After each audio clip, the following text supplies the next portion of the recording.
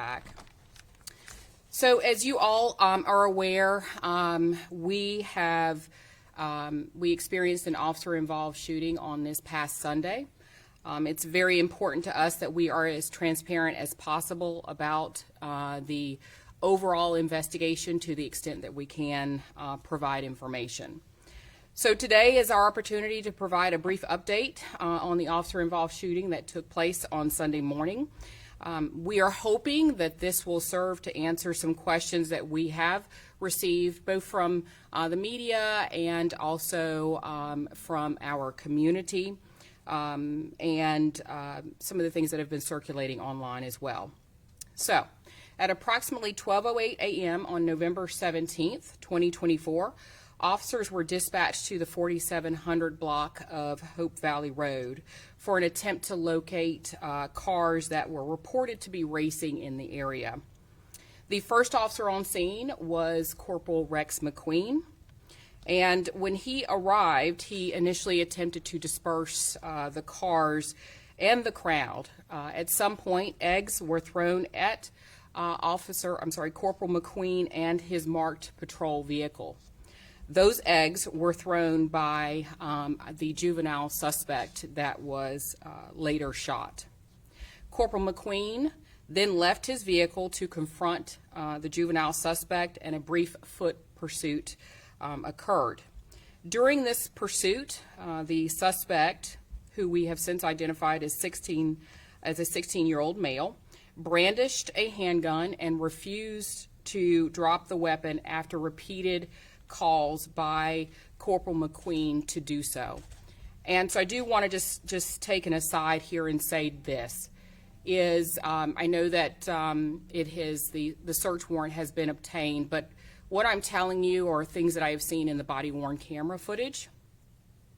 Corporal McQueen, quite frankly, asked and demanded several times. I counted 5. I think the search warrant said 4, for the juvenile to directly drop the firearm several times during that course. At a point in time, he demanded that the juvenile get down on the ground. He even at some point said, "Son," referring to the juvenile, trying to in some way connect with him to get him to drop that firearm. The 16-year-old male suspect refused after multiple attempts. He then raised the handgun and was shot by Corporal McQueen. Based on the investigation to this point, the suspect was shot twice. Neither, and I will tell you, I've seen body-worn camera footage so I can confirm this, neither of those shots were to his back. So I want to stop that reporting right now. Anyone that's online saying that the shots to his back are nothing but trying to incite anger around the situation by using inflammatory and untrue statements. This investigation is still ongoing. But what I can say, again, from my reviewing the body-worn camera footage, was that Corporal McQueen fired an estimated total of 6 shots from what I could hear. And again, 2 of those struck the juvenile suspect. Once that happened, the juvenile suspect then dropped his handgun and continued to flee on foot. He got into a vehicle that you all know was later stopped just literally right across the street.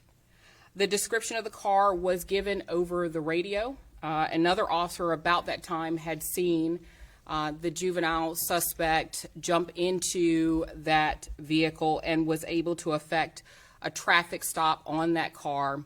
All of the individuals were detained.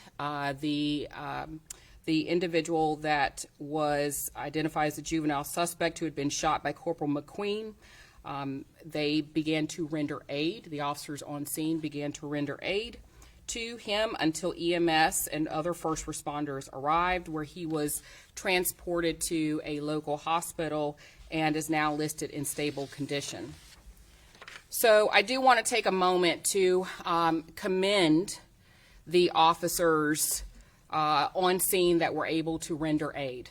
The body-worn camera footage showed extreme professionalism and restraint while rendering medical aid to the juvenile suspect.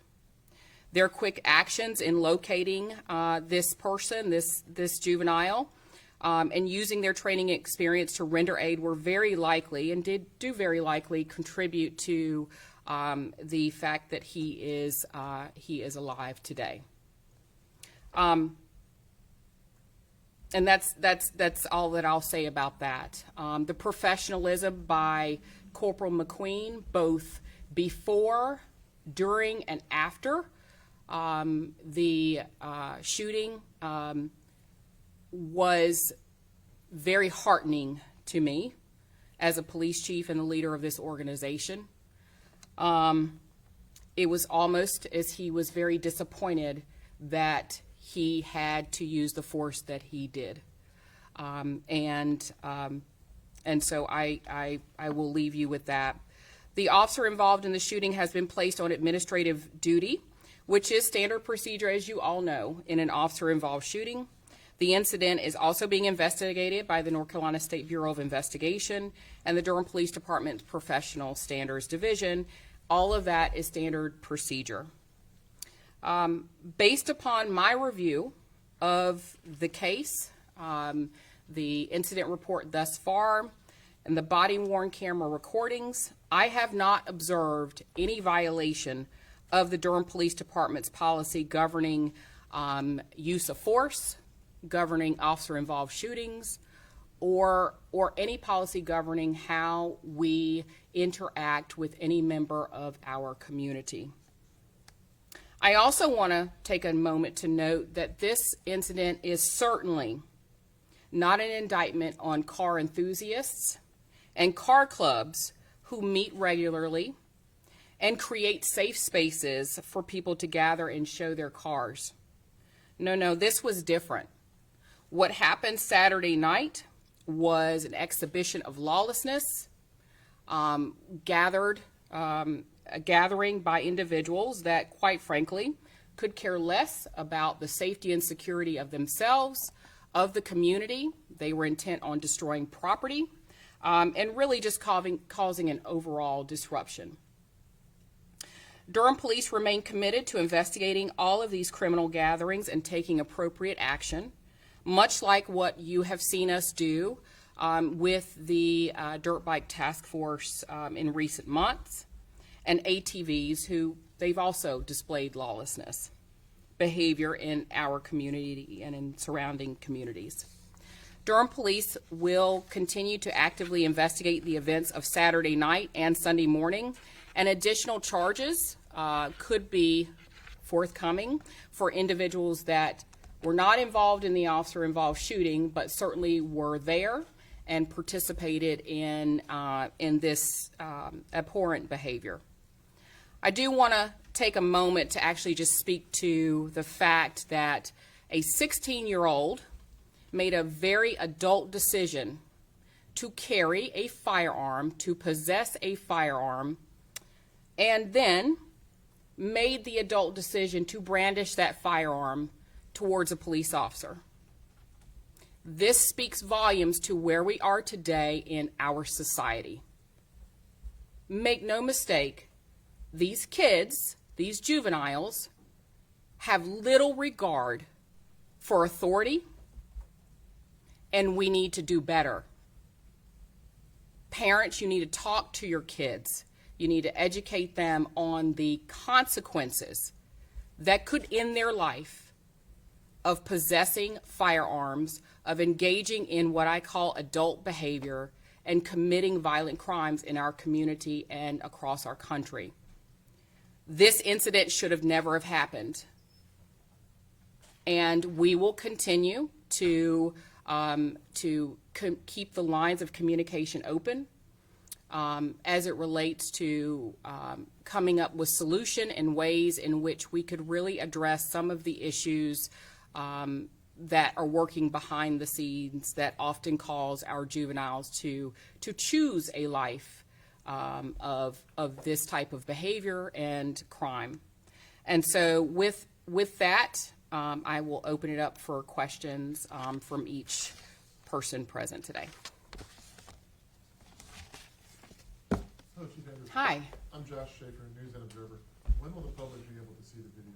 Whenever you all apply for the search warrant or the court order to be able to obtain it. So, and I'm glad you brought that up, because the Durham Police Department will not apply for any court orders in relation to body-worn camera footage. We have access to the full footage for purposes of our own investigations.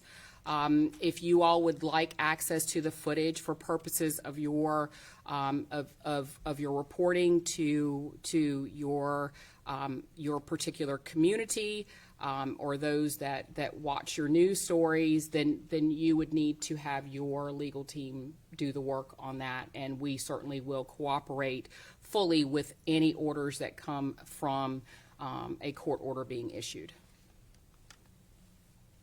Hi. Hi, Chief. Hello, ma'am. From ABC 11.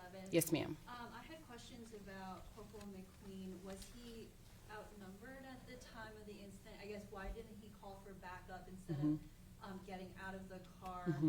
Or how far away was backup if he were to have called for it?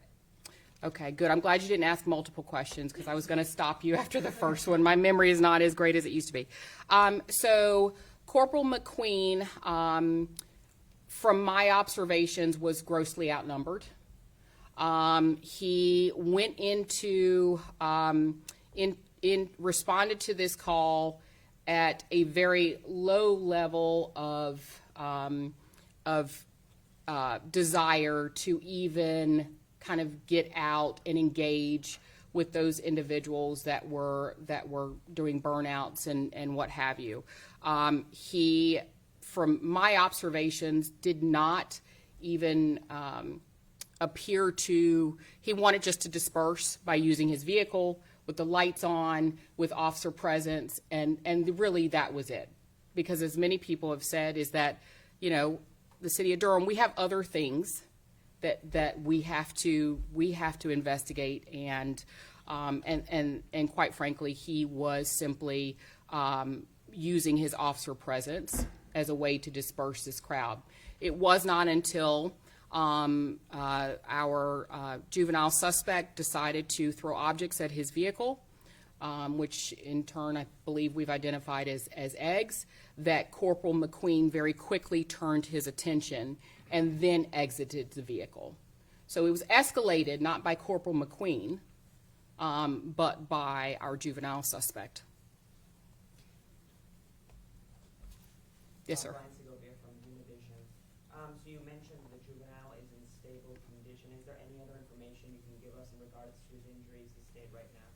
Right. I do want to maintain confidentiality of his treatment, as well as the nature of his injuries. So certainly I know that he's had members of his family that have communicated with our news gathering partners. So certainly if you want to broach that question to them, if they would like to release that, they're more than welcome to. Chief, you mentioned more charges could be forthcoming. Has anyone been charged at this point, aside from the juvenile petitions, on that suspect, whether it's via juvenile petition or adult charges right now? No, ma'am. No, ma'am. Not right now. We have a very dedicated intelligence unit, and we will utilize the same tactics that we utilized with the dirt bike operations, the dirt bike task force, in order to identify those that were present that night, and we'll take appropriate action. I just have one more question. Yes, sir. Back on the subject of the body-worn footage, camera footage, just searching for transparency a little bit here. Can you expand a little bit upon why DPD won't release that body cam footage? And the only reason I ask is because, we have local agencies, even the Durham Sheriff's Office, who has video, and they're putting it out even on social media and things like that. My question is, if you have this footage in-house, I guess what's keeping you from releasing it? So one, I would say if any law enforcement agency is disseminating body-worn camera footage on social media, that is a violation of North Carolina general statute. If they're doing that without a court order, that is a violation of general statute. So I would say that one. So I'd love to hear more about that if you have the facts. Two, it is not that we don't want to release the body-worn camera footage. I would love to be able to show you what I've seen through combing through all of the body-worn camera footage.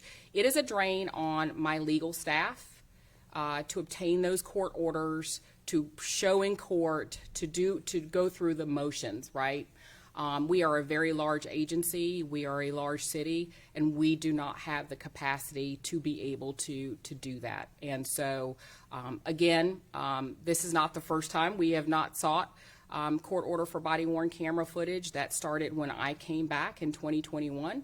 Also, we no longer do 5-day reports, and the reason why is that I really try to make an effort to get before you all within, an hour, hour and a half, and give you every bit of information that I know of, that I've been provided, that I could substantiate very early on after any critical incident involving officers. So it's not because we want to be difficult. We've always tried to be very good partners with our media partners, but also with our community in answering questions.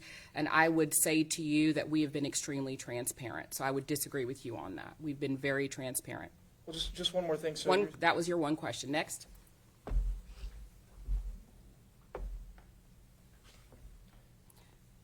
All right. So can I wrap up, or you want to wrap up? Okay. Thank you so much for your time.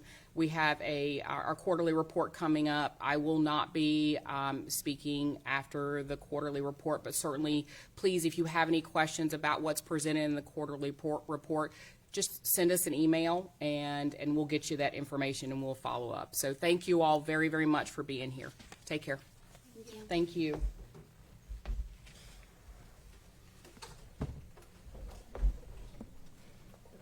Report's an hour and a half. I